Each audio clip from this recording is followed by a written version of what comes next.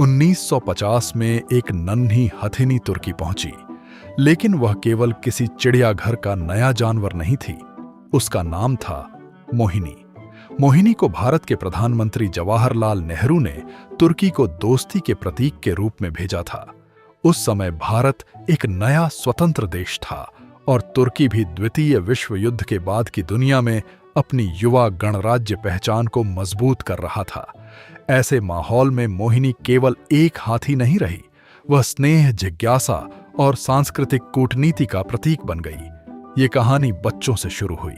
तुर्की के बच्चों ने सुना था कि नेहरू ने किसी दूसरे देश के बच्चों को एक हाथी भेजा था। इसके बाद बच्चों की पत्रिका दोआन कारदेश के माध्यम से उन्होंने नेहरू को प्यार से अंकल नेहरू कहकर संबोधित किया और पूछा कि क्या तुर्की के बच्चों को भी एक हाथी मिल सकता है। ये अनुरोध असामान्य था, मासूम था, लेकिन प्रभावशाली भी था। नेहरू ने बच्चों की इस अपील को स्वीकार किया। उन्होंने तुर्की अधिकारियों को सूचित किया कि मोहिनी नाम की एक नन्ही हथिनी तुर्की के बच्चों के लिए उपहार के रूप में भेजी जाएगी। मोहिनी लगभग 5 वर्ष की थी और उसका वजन करीब 1 टन था। उसका नाम भी नेहरू ने ही चुना था, जिसका अर्थ कोमलता और आकर्षण से जुड़ा माना जाता है। जब मोहिनी तुर्की पहुंची तो उसने तुरंत जनता का ध्यान आकर्षित किया। कई बच्चों के लिए यह पहली बार था जब उन्होंने किसी हाथी को देखा। अखबारों ने उसकी यात्रा, उसके आगमन और उसके आसपास बने उत्साह के बारे में लिखा।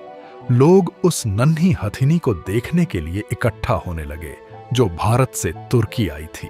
मोहिनी का स्वागत केवल एक चिड़ियाघर के जानवर की तरह नहीं किया गया, उसका स्वागत एक अतिथि की तरह हुआ। इस्तांबुल में उसे तकसीम ले जाया गया।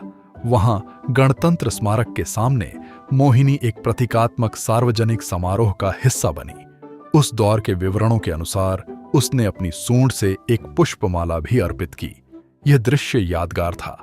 भारत से आई एक नन्ही हथिनी तुर्की गणराज्य के सबसे महत्वपूर्ण प्रतीकों में से एक के सामने खड़ी थी। बाद में मोहिनी को अंकारा ले जाया गया, अतातुर्क वन, फार्म और चिड़ियाघर में। वहां वह कई पीढ़ियों के दर्शकों के लिए परिचित नाम बन गई। बच्चे उसे देखने आते थे, अखबार उसकी कहानी का पीछा करते थे और मोहिनी का नाम शुरुआती गणराज्य काल की लोकप्रिय स्मृति में शामिल हो गया। कूटनीतिक दृष्टि से देखें तो मोहिनी की कहानी बड़ी राजनीतिक घटनाओं की तुलना में छोटी लग सकती है, लेकिन वास्तव में यह सांस्कृतिक कूटनीति की एक व्यापक परंपरा का हिस्सा थी। नेहरू का भारत दूसरे देशों के साथ मित्रता बनाने के लिए प्रतीकात्मक उपहारों का उपयोग करता था और हाथी इन उपहारों में विशेष स्थान रखते थे।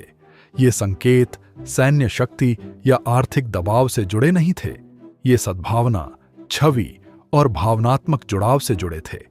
तुर्की के लिए मोहिनी को गणराज्य की पहली हथिनी के रूप में याद किया गया, लेकिन इससे भी आगे वह उस दुर्लभ क्षण का प्रतीक बनी जब अंतरराष्ट्रीय संबंध सीधे आम लोगों तक पहुंचे, खासकर बच्चों तक। मोहिनी की कहानी हमें दिखाती है कि कूटनीति हमेशा केवल संधियों, शिखर सम्मेलनों या संकटों के माध्यम से नहीं चलती।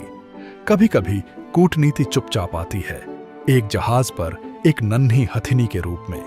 मोहिनी भारत की ओर से दिया गया एक उपहार थी, लेकिन तुर्की में वह हजारों बच्चों की साझा स्मृति बन गई और इसी कारण मोहिनी की कहानी आज भी महत्वपूर्ण है। ये हमें याद दिलाती है कि देशों के बीच मित्रता केवल राजनीति से नहीं, बल्कि उन प्रतीकों से भी बनती है जिन्हें लोग कभी नहीं भूलते।